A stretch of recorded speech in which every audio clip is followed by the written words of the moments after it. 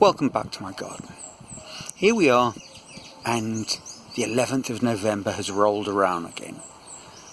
It's a date you can't but fail to take note of. Now, before you get worried, I'm not going to slip into any sort of political or social discourse. I am, of course, well aware that the 11th of November, Armistice Day, Poppy Day for Commonwealth folk, is quite significant, and the topic of casualties, fatalities of war never seems to slip off the agenda. But that's not what I want to talk about today. The 11th of November is, of course, an auspicious day for another reason. For those of you who are OCD calendar counters, you will be well aware that tomorrow will begin the final 50 days of the year, which of course means that today marks the halfway point in my 100-day challenge, so it's time for a little review of those shenanigans. How's it gone? Well, in many respects, a complete unmitigated failure. You know, I'm filling in my little booklets, keeping kind of a tally of what I'm doing. Here's one of them, the first week. You know, and I write down my 10 targets and I tick them and give myself a score.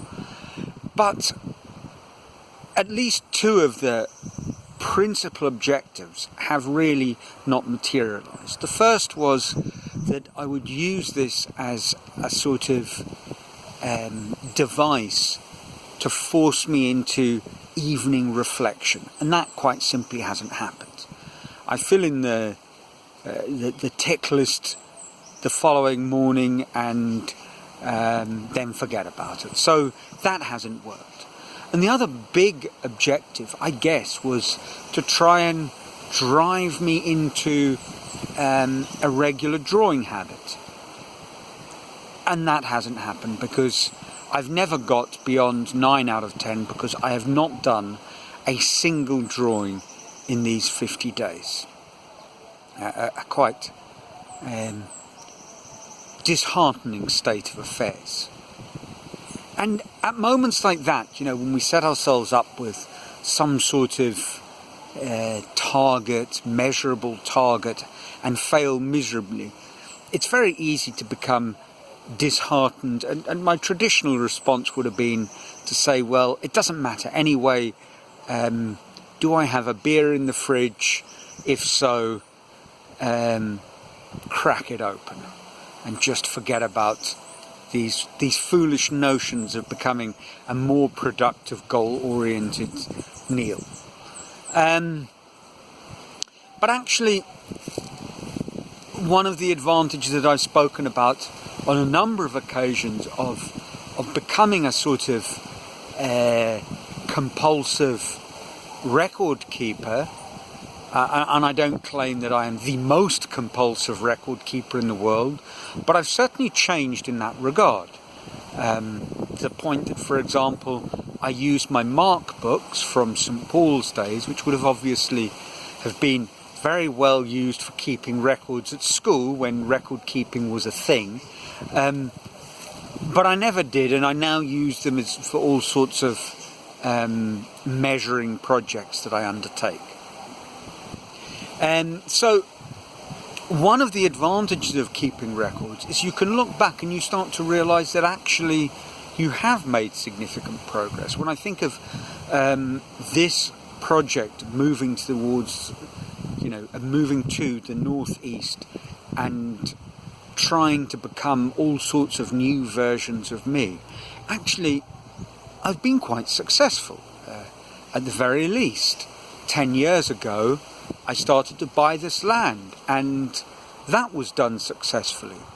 I paid off my 10-year mortgage on my flat in Sao Paulo in 5. I managed to move here. I built a house. I built a large workshop. I started doing sculpture, and it was difficult to establish a a regular work habit, but I've done that. And even in these 50 days, I found myself embarking on another project, which is to resume my chess in a more purposeful sort of way. And that is, it's going very slowly, it's small progress, but it is progress. I can see a sort of embryonic habit forming. And when I look at what I've done with my sculpture, and then I think, well, a similar sort of thing is going to happen with this chess project. I don't know what it's going to lead to, but a similar sort of thing is going to take place, and that will be good too. But that doesn't distract me from the fact that I have failed to establish a drawing habit, and these little books seem to be, in a sense, a fairly apparent, fairly obvious marker of failure rather than some sort of success.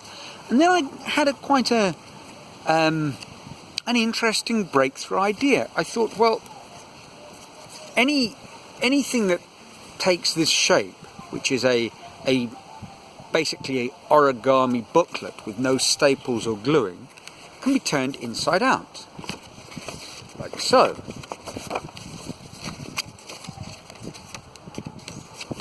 So when I finish my 100-day project, if nothing else, I will have a large number, 13, of these little booklets. And starting from the midpoint, perhaps I could turn these little booklets into sort of mini sketchbooks. James Clear in Atomic Habits talks about making habits easy. So if I take this small book and put it on my table with a pen, I have a very small page on which to do a drawing. So establishing a drawing habit becomes a much easier proposition. And actually, I have started shifting my habits in a pretty significant way, which will make this even more doable. Because one thing that I have started to do, because of, for various reasons, a shift in the way the day unfolds, is I have, and I'm now on day 3, taken to switching off my computer at 8 a.m.